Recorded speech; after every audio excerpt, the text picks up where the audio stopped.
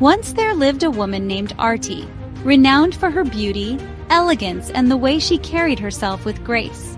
With long, flowing black hair that cascaded down her back, piercing blue eyes that shone like sapphires in the sunlight, and a smile that could light up a room, Aarti was truly a vision of perfection.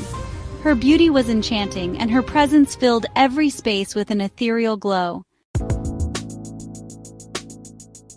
Aarti was married to Rajeev, a man who, despite the weight of his family's judgment and strict restrictions on Aarti, allowed her to live freely and happily. Rajeev wasn't a man of grand stature or wealth. He had an average job in an office, just enough to cover the expenses of their modest home and lead a simple life. He wasn't an outwardly handsome man, but his heart was kind, and he loved Aarti deeply. He supported her freedom, even when his family would criticize his liberal outlook towards her. But life, as it often does, took an unexpected turn when Rajeev lost his job.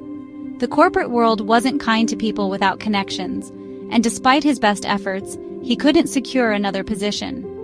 Time stretched on, and Aarti noticed the anxiety creeping into her husband's eyes, the subtle ways in which his shoulders sagged with worry. For weeks, she watched him spiral into depression. His optimism slowly waned, and their savings began to dwindle.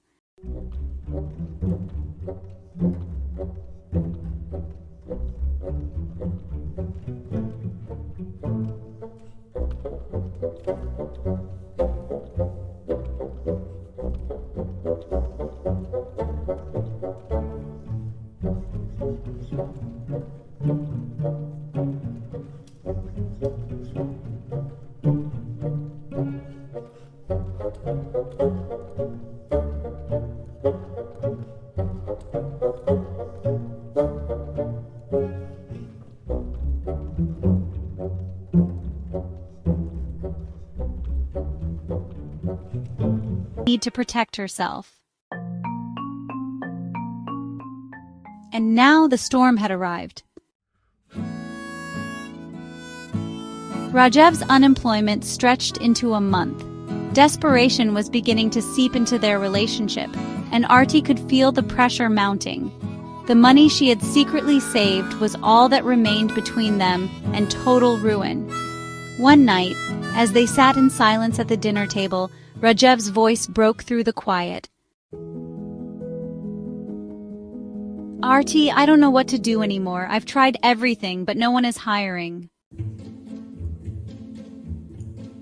Aarti's heart clenched as she saw the despair in his eyes. She wanted to comfort him, but she knew she had to make a decision. She had to act. Without a word, she stood up and left the room. She walked to the safe, her fingers trembling as she unlocked it and pulled out the money she had so carefully hidden. It was a significant amount, enough to keep them afloat for months if necessary. She walked back to the dinner table and placed the money in front of Rajeev. Aarti, VO. I know it's hard, Rajeev, but I saved this for a time like this. Take it, Rajeev, VO. But this, how did you get all this? We've never had this much. Aarti, VO. I saved it bit by bit for when we needed it most. I didn't want to see you suffer. For the first time in weeks, Rajeev smiled. But there was something unsettling in the air, something he couldn't quite place. The next few days passed in a blur.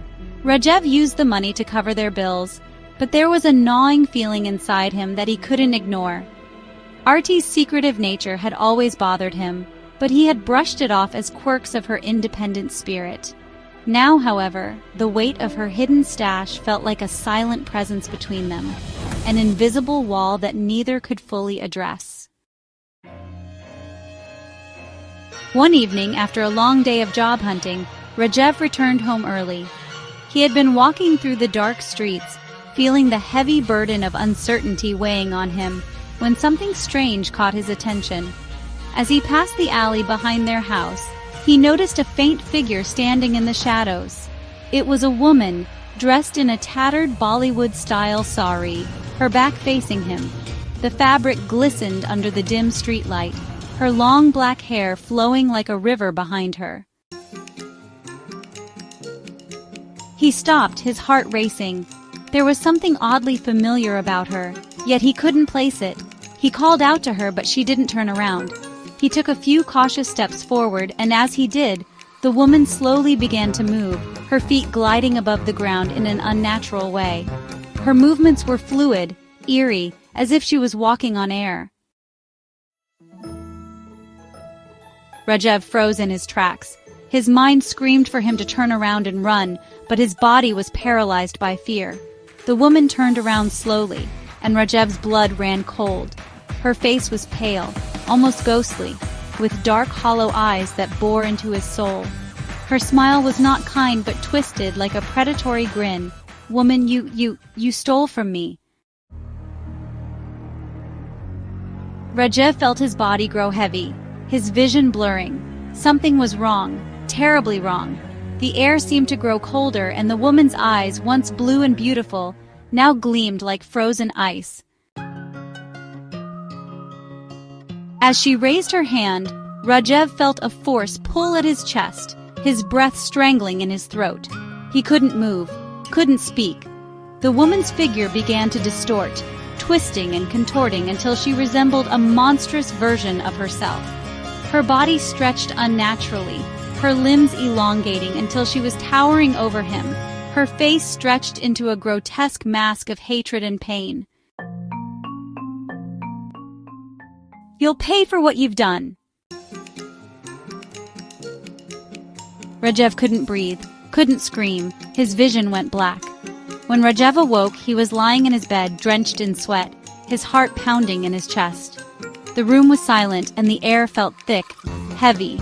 His mind raced, trying to make sense of the nightmare he had just experienced. It had felt so real. The woman, her eyes, the eerie way she moved, everything.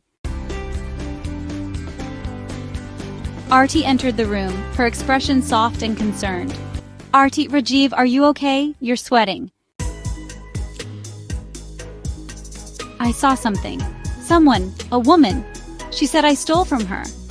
Aarti's face stiffened for a brief moment, and then her smile returned as radiant as ever. "You must have been dreaming, Rajeev. There's nothing to worry about." But Rajeev couldn't shake the feeling that something terrible was happening, something connected to the money she had saved. And now, it was coming for them. The days grew darker, and the eerie presence in their home began to grow stronger. Strange sounds echoed through the walls at night, whispers in the shadows, the creak of footsteps when no one was there. Rajeev could feel something watching them, something malevolent that lingered just out of sight.